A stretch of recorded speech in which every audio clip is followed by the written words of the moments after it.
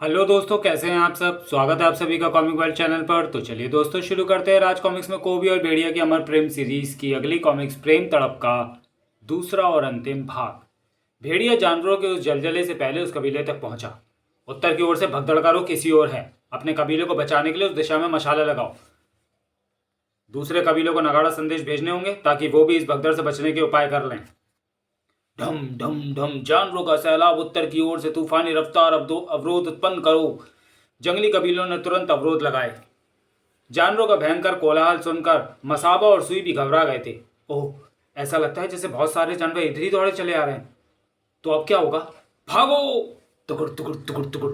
जानवर दोबारा भी आ सकते हैं। अब हम वापस कैसे लौटेंगे? एक काम अच्छा हुआ, एक नगाड़ा यहाँ भी है। ठहरो, मैं नगाड़ा संदेश भेड़िया को भेजती हूँ। भेड़िया नगाड़ा संदेश पाकर आ पहुंचा। भेड़िया, जंगल में जानवरों की भगदड़ मची है। घबराओ नहीं। तभी मसाबा, तुम यहाँ हो? हम तुम्हारे लिए चिंतित थे। लो, तुम्हारे कबीले के लोग आ गए। ढम ढम, ये नगाड़ा संदेश कबीले को तुम्हारी बरामदगी के लिए भेज रहा हूँ। अब वहां तुम्हारी चिंता दूर हो जाएगी। सुई, लो ये रख लो मेरी तरफ से। हमारी दोस्ती के नाम पर इसे अपने कबीले में रखना। भेड़िया, सुई को उसके कबीले में छोड़ देना। भेड़िया, तुम वहां मत जाओ।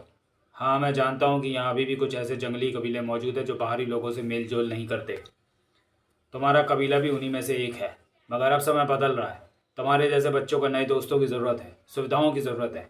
आपस में सहयोग से ही ये संभव होगा। उफ, इन रास्तों से होकर कबीले तक पहुँचना सिवाय मुसीबत के और कुछ भी नहीं। भेड़िया, तुम्हारा शरीर घायल हो रहा है, तुम लौट जाओ। हम लोग कांटों के बीच से निकलने में अभ्यस्त है। मैं चला जाऊंगा। मेरी फिक्र मत करो, मसाबा ने तुम्हें कबीले में छोड़ने को कहा है। जब उसे पता लगेगा कि मैंने तुम्हें राह में ही छोड़ दिया तो वो नाराज़ होगी। भेड़िया, यही है मेरा कबीला। यहाँ के सरदार मेरे पिता हैं। मुझे डर लग रहा है, तुम लौट जाओ। कबीले का सरदार कांडी।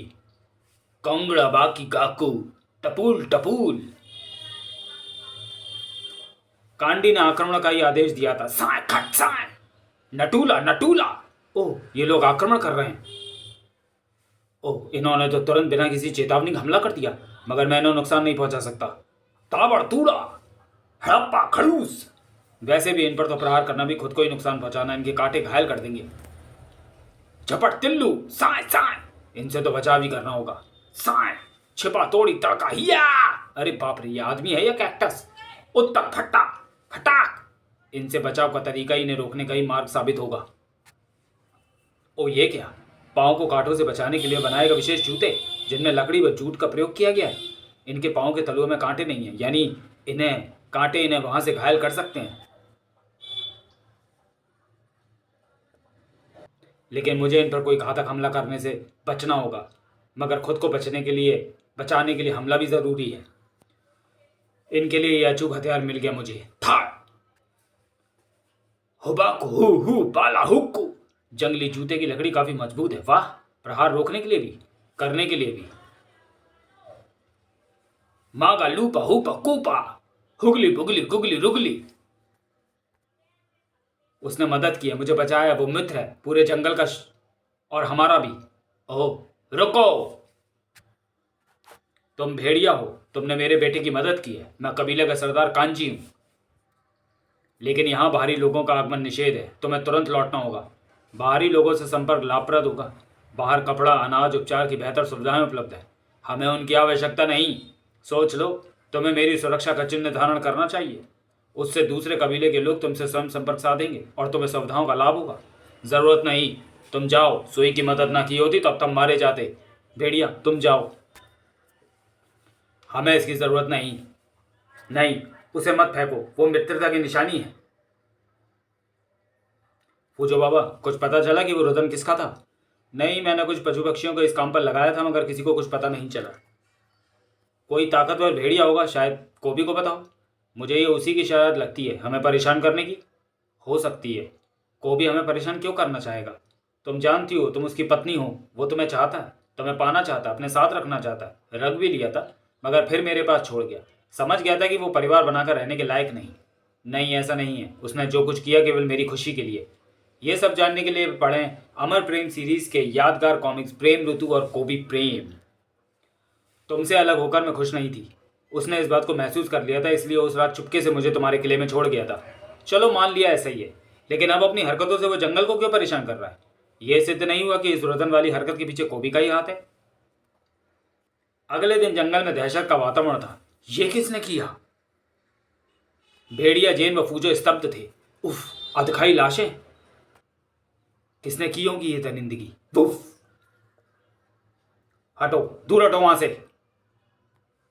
मौत और दरिंदगी के शिकार से ये लोग आसपास के कबीलों के हैं भेड़िया। किसी ने अपने पैर पैने नाखूनों से जैसे चीर फाड़ डाला इन्हें। अब ये ना कहना कि ये काम कोबी का है। वो जो भी है उस हत्यारे को ढूंढना होगा फूजो बाबा। कल के रुदन के बाद से ही मैंने कुछ पशु पक्षियों को ये जिम्मेदारी सौंप रखी है भेड़िया। अरे हाँ, कहीं उस रुदन का संबंध भी तो इस दरिंदगी व हैवानियत से नहीं? वो पिशाचनी पराक्षी आई थी, तब भी जंगल में ऐसा ही कोहराम मचा था, हिंसकता, मौत व दरिंदगी का। पराक्षी के विषय में जानने के लिए पढ़ें अमर प्रेम सीरीज के अन्य कॉमिक्स, प्रेम बला, प्रेम नाखून, प्रेम हिरण, अवधूत, प्रेम पिशाच। और ये सभी कॉमिक्स आपको अमर प्रेम सीरीज की प्लेलिस्ट में मिल जाएंगी। पराक्षी का जिक्र जुबान पर आती भेड़िया एक उदास हो गया है। क्या उसे फिर से सुकन्या याद आ गई? उफ, उसे मैं नहीं भूल सकता। उसका चेहरा दिखता है तो मुझे अपने आप से घृणा होती है कि मैंने उसमें सुकन्या को महसूस किया। सुकन्या, जिसने प्रेम से भरा प्रथम परिचय करवाया था अपनी जान देकर। उस वक्त पराक्षी को देखकर न जाने क्यों यह एहसास मेरे दिल को झिझोड़ गया था कि वह सुकन्या ही है। शायद नीलमणि के कारण उस वक्त मेरी भावनाओं पर सुकन्या का प्रेम इस कदर हावी हो गया कि मैं एक पिशाचनी को अपना पहला प्यार समझ बैठा। शायद उस वक्त सुकन्या का प्यार मेरे आत्मविश्वास पर भारी पड़ गया था, अन्यथा मुझसे यह भूल हरगिज न हुई होती।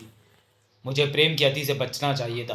प्रेम की अति भ्रम उत्पन्न करती है। इस भ्रम में प्रेमी दूसरे किसी अनजान व्यक्ति को भी उस नाम से पुकार सकता है जो उसके जहन में जुनून के समान बसा है। हाँ, प्रेम की अति जबरदस्त मृगतृष्णा पैदा करती है। यह मृगतृष्णा जो होती नहीं उसे दिखाती है।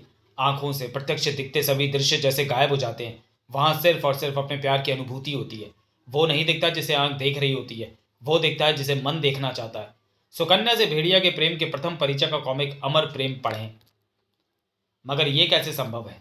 प्रेम की अति मेरे तो क्या किसी के भी वश में नहीं, और यदि वो वश में है तो उसका वो प्रेम प्रेम नहीं। तुम जेन वो मैं तुम मुझे भूल आए थे भेड़िया। नहीं, वो मैं उस हत्यारे के बारे में सोच रहा था, मुझे ध्यान ही नहीं रहा तुम्हारा। तुम वैसी विभत्स लाशें तुमने पहली बार नहीं देखी होंगी भेड़िया। उनके लिए तुम्हारा हृदय आक्रोश से तो भर सकता है, मगर इतना नहीं तड़प सकता कि आंख पानी गिराने लगे। यह प्रेम तड़प है जो हृदय से उठी है और आंख से आंसू बनकर बही है। यह भी प्रेम की तड़प है ज़ेन, जो तुम्हारे हृदय में संदेह बनकर उठी है और मुझे घूर रही है। इन शंकाओं को मन से निकालो। अगर मस्तिष्क पर भी इनका अधिकार हो गया तो ये तुम्हारे साथ साथ मेरा जीना भी दूभर कर देंगी। अगले दिन जंगल में मिले उन शवों का विधिवत संस्कार कर दिया गया। फूजो बाबा, क्या आपके जासूस पशु पक्षियों को इन लोगों के हत्यारे का कोई सूत्र मिला? वे किसी भी संदिग्ध स्थिति को सूंघने और देखने की चेष्टा कर रहे हैं भेड़िया, लेकिन मेरे पास मर्दा जाति के कबीले का सरदार पांगी आया था। उसे संदेह है कि पैने नाखूनों से मारे गए पुरुषों पर यह दरिंदगी उनके कबीले को त्याग कर की गई मर्दा जाति की स्त्रियों द्वारा की गई हो सकती है। मर्दा जाति की स्त्रियां? मसाबा भी तो उसी मर्दा कबीले की कन्या संतान है। ये सब जानने के लिए पढ़े मसाबा और मारामारी, जो कि अभी चैनल पर अपलोड नहीं है। हाँ भेड़िया, मर्दा जाति पर यह कुदरत की मार है, जहाँ कन्या के जन्म का औसत प्रत्येक 1000 शिशुओं के पीछे एक कन्या का है। जंगलवासी कहते हैं ये शाप है मर्दा जाति पर, और ये शाप कई वर्षों से चला आ रहा है। उस समय मर्दा जाति के पुरुष स्त्रियों पर घोर जुल्म करते थे। वे उन्हें कबीले में बंधक बनाकर रखते थे। उन्हें कबीले से बाहर निकलने की इजाज़त नहीं थी। कबीले में जन्म लेने वाली कन्याओं को मार कर खा जाते थे। कहते हैं तब स्त्रियों की पुकार पर जंगल की देवी प्रकट हुई और मर्दा पुरुषों को शाप दिया, ये मेरा शाप है, तुम कन्या के जन्म को तरस जाओगे। तब से मर्दा जाति में दुर्दिनों की शुरुआत हुई। कबीले की बहुत सी स्त्रियां बागी हो गई और रातों रात कबीले के कई मर्दों की हत्याएं करके खाच खाच कबीला छोड़कर चली गई। तब मर्दा पुरुषों को अपने जुल्मों और भूल का एहसास हुआ। हमसे भूल हुई, जिसके लिए हमें यह दिन देखना पड़ा। तब बची कुची स्त्रियों के साथ मर्दा पुरुष प्रेम से रहने लगे। स्त्रियों को सम्मान देना होगा, क्योंकि स्त्री जननी है, उसके बिना जीवन का विस्तार ही संभव नहीं। ऐसे ही समय व्यतीत होता चला गया। मसाबा मर्दा जाति में पैदा होने वाली आखिरी कन्या है, इसलिए सभी उसे अथाह प्रेम करते हैं।